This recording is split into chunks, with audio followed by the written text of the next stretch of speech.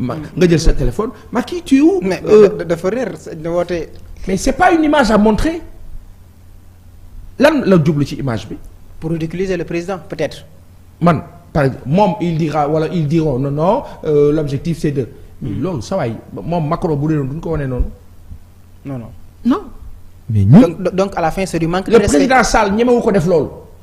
c'est du manque de respect envers le président. mais saa yi nag Oudé ni mu la gisee la wala ñun bu ñu bëggul suñu bopp ñoom ñu gis ne que on leur donne tout est à leur faveur tranquillement parce que quelqu'un le valide. Mais ils se disent amul problème on gère. C'est-à-dire que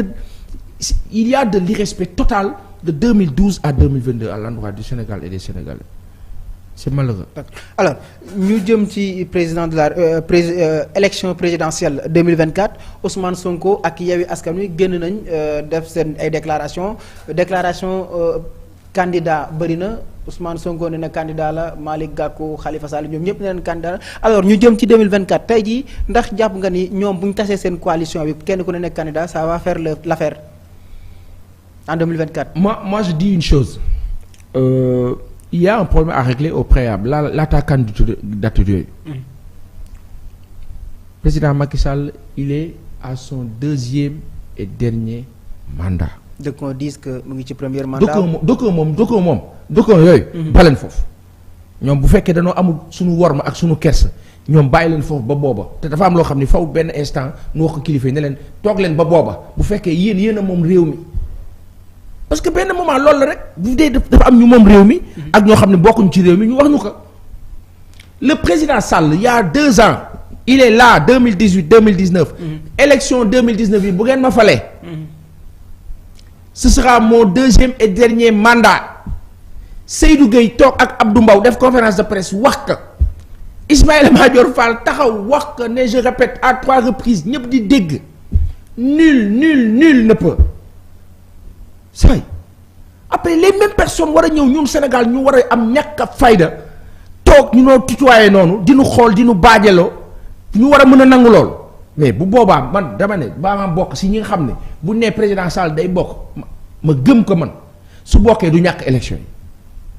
bu yëboo ne ñëpp pare seen ay bagages bu président Sall bokkee élection du ñàkk élection yi ak amul Ousmane Sonko amul Khalifa Ababacar Sall amul Karim Wade amul keneen parce que xam nga lu tax.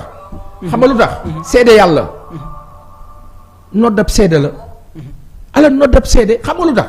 li na wax ni nous ne sommes pas des devins mais on a vu le président Sall mettre en pratique sa façon de faire et sa façon de faire c'est le forcing. En 2019 on sait que élection yi c'était biaisé. élection législative yi ñëpp xam nañu sa waay majorité amu fi ak leneen mais toujours le président s'arrange pour régler que. billaay bu ngeen xoolee ba président bi bokk ñu teg ñu ci ay këyit ak ay machin ba ne way bokk na man ma dem voter ko man. parce que boobaa damay xam ni gagné na ba pare. mais aujourd'hui le problème à résoudre mooy il faut que les gens acceptent dans ce pays-là de mettre la pression positive c'est quoi mooy dëkk bi bàyyi kenn moomu ko.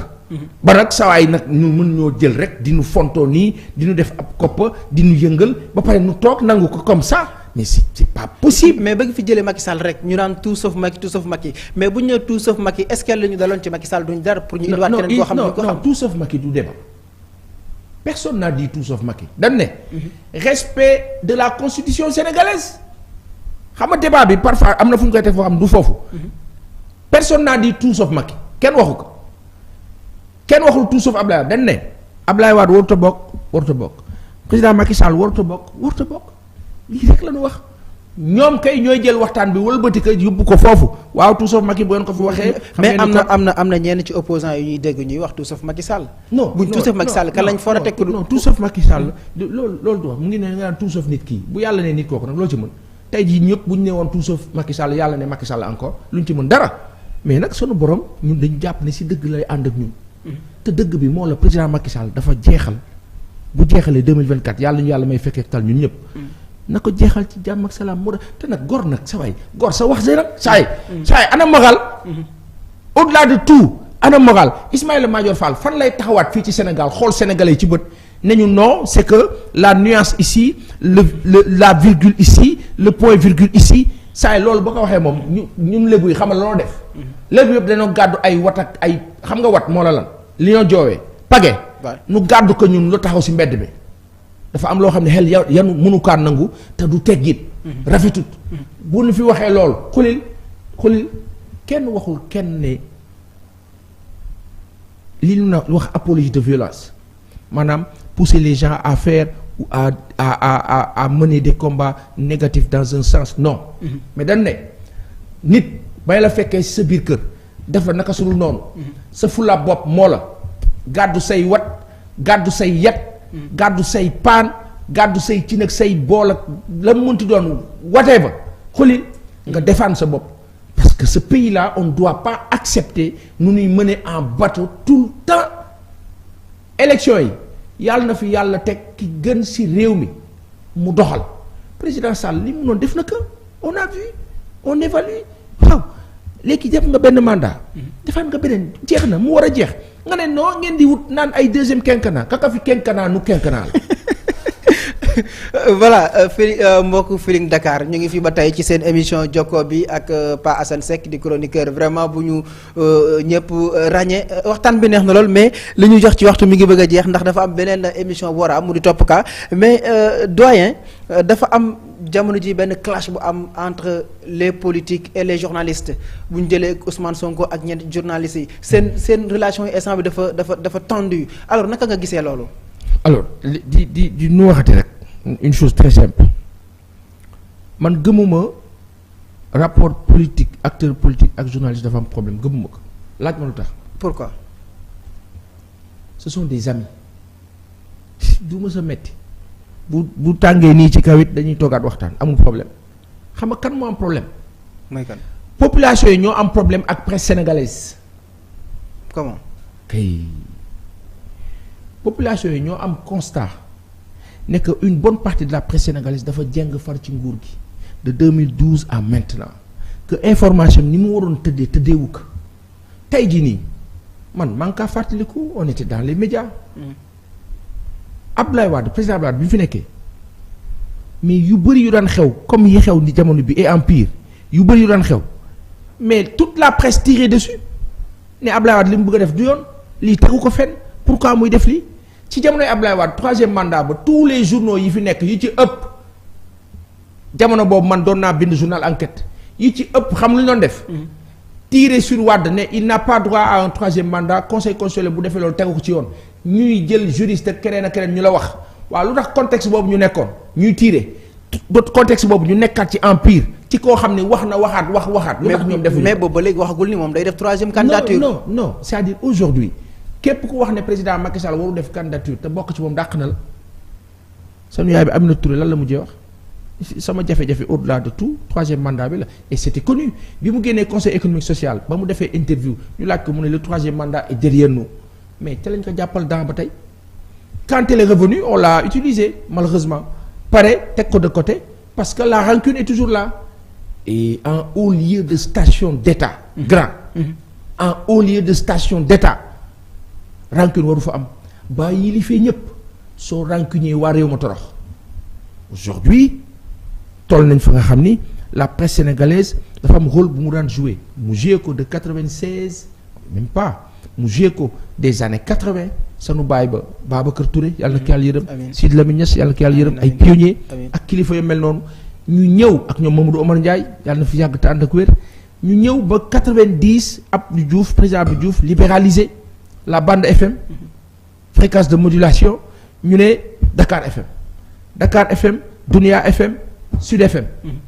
Sud FM Walfadjri rajo yi commencé ubbeeku ces stations de radio là Sud et Walf ont beaucoup œuvré sur l'alternance de 2000 avec les journaux Walfadjri et Sud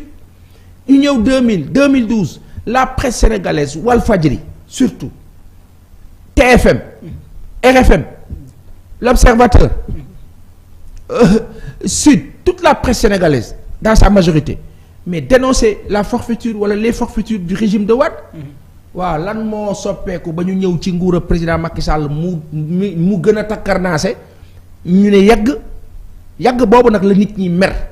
quand Barthélémy est allé à la télé dafa wax li nit ñi di wax ci mbedd mi c'est-à-dire que en attaquant Barthélemy wala kii bi dafa mel ni dañu jël débat bi bu ko yóbbu feneen comme si Barthélemy avait un problème avec Youssou Ndour wala kii te ku seetaan émission bi Barthélemy a été courtois Youssou Ndour sama kilifa la Boubacar Ndour je le regarde il est objectif. Quand il doit attaquer la presse du moins le pouvoir il le fait quand il doit attaquer l'opposition il le fait Barthélemy il est honnête il a dit lu xam ni moo nekk waaw lan moo tax Boubacar Ndour libre di wax objectivement sénégalais yi ko doon xarab démb di ko adulé tey lan moo tax ñeneen ñi ñu am impression que dañu ànd ak nguur gi le débat est à ce niveau sénégalais yi nag dañoo am xel Barthélemy su waxoon loo xam ne amut sénégalais yi duñ si ànd regardez dans la rue partout ce que les gens disent une bonne partie des sénégalais soutient Barthélemy Dias ci discours bi ce que Ousmane Sonko a confirmé waaw sawaay li ne fàng ni après nag TFM mais position Babacar non Fall. la position de Babacar Fall Babacar que je connais personnellement nit bu baax la dama jàpp ni dafa juum foofu parce que peut-être excès mer et cetera mais li muy mer sax du woon loolu parce que kii Barthélemy Dias il n'a pas parlé de façon frontale en disant journaliste bi dafa jàng dafa ne ligne éditoriale bi ça pose problème te bu ñu gisee journal bu mel ni l'Observateur un journal que je connais comme mes doigts bu mel ni l'Observateur parce que nag bi moo judd sunu kanam la ak na mu sosoog et cetera ça part de pop originel pour être l'Observateur de noir blanc à rouge noir et cetera mën nañ ci wax loolu ak loolu mais la journal boobu qui est le plus vendu le plus lu en tout cas qu'il était jusqu'à présent je pense et ça continue parce que nit ñi dañu am te loolu si gars yi léeg-léeg ñu ne oui nous avons de grands journalistes oui on a toujours de grands journalistes il faut toujours du contenu mais le contenant l'environnement le contexte si je parle de l'Observateur de TFM de Futurs Médias c'est le contenu le contenant c'est qui c'est Youssou Ndour head office Youssou Ndour head office c'est qui c'est Youssou Ndour himself un grand monsieur c'est pas n'importe qui c'est pas du n'importe quoi ka yàlla baaxal quand je dis que yàlla baaxal pour avoir travaillé avec lui presque une quinzaine d'années pour l'avoir vu et grandi aux côtés de ses affaires je dis il a réussi quelque chose dans ce pays à mettre en place des structures qui emploient des personnes qui rendent service à des personnes kon am na njëriñ je respecte cette personne là au-delà nag de loolu am na fu mu far moom mais fi mu far lan la c'est son ami c'est son allié on respectera aussi parce que nag ka mu neex ou ànd ak ka la neex mais au-delà peut-être nit ñi li ñoo d'accordul mooy la légende Youssou Ndour qui défendait des principes par rapport à Wade en 2012 qui n'était pas d'accord du tout et que la même chose se produit malheureusement c'est son ami c'est son allié les gens s'attendent à ce que Youssou lui dise écoute arrête mais c'est pas forcé non c'est pas que c'est forcé ou pas c'est question de principe sénégalais yi xam nga tey lan moo tax ñuy mer di wax ci Futurs Médias et cetera sénégalais yi ñoo bëgg Futurs Médias c'est une réalité les sénégalais adorent ce groupe là et par devers qui wala par devers quoi lu tax ñu bëgg groupe bi au-delà du contenu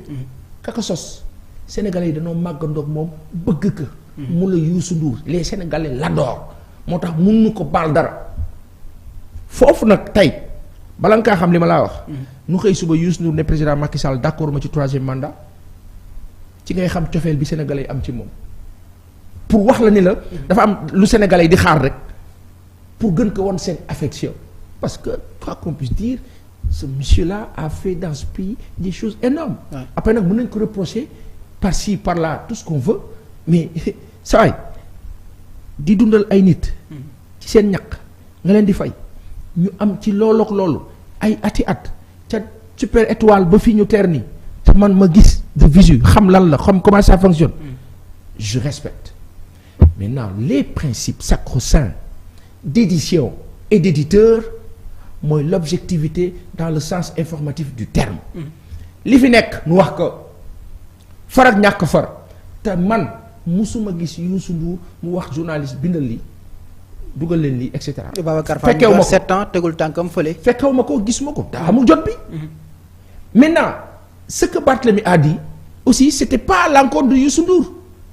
nañu dégluwaat wax bu baax il a dit journal bi information bi ni mu war a tëddee je donne un exemple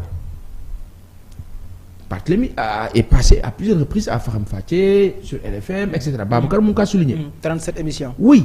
Le problème c'est pas 37 émissions. Le problème c'est pas le nombre. c'est excellent.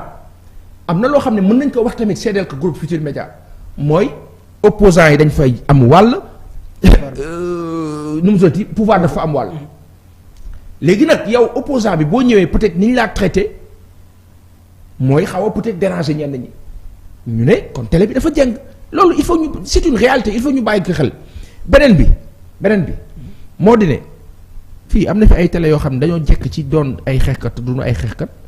mooy dañoo ruube. am na fii xam nga tey ñu on parle de Futurs Médias mais am na yeneen télé yoo xam ne dañoo ànd ak nguur gi am na ñoo xam ne subtilement lañ koy defee. am na ñoo xam ne subtilement da ngay foog dañuy xeex fekk opposition bi la ñu àndal. non am na ñoo xam da nga naan dañuy xeex fekk xeexuñu. dañuy ruube ak ñeneen bari na fi